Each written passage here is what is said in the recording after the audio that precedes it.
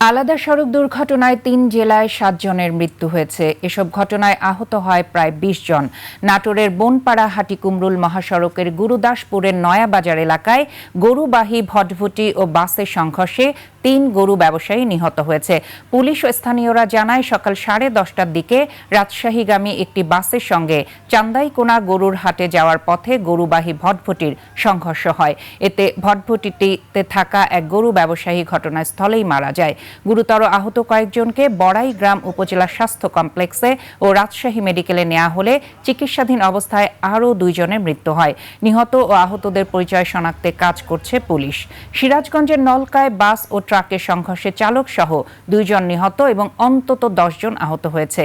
গেল রাতে নলকার ওভারপাসের নিচে এই দুর্ঘটনা ঘটে।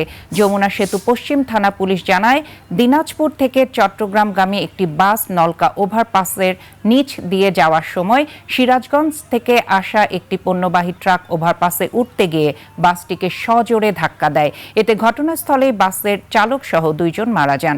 কিশোরগঞ্জের পাকুন্দিয়ায় যাত্রীবাহী একটি বাস নিয়ন্ত্রণ হারিয়ে ব্যাটারি চালিত রিকশা ও একটি সাইকেলকে চাপা দেয়। এতে 2 জন নিহত হয়। এ ঘটনায় গুরুতর আহত হয়েছেন আরও 2 জন। সকালে পৌর সদরের বড়াটিয়া চৌরাস্তা এলাকায় এ দুর্ঘটনা ঘটে। এদিকে রংপুর রেলওয়ে স্টেশনে পার্বতীপুর থেকে বুড়িমারিগামী ট্রেন লাইনচ্যুত হওয়ায় 2 ঘণ্টা পর বিকল্প উপায়ে ট্রেন চলাচল শুরু হয়।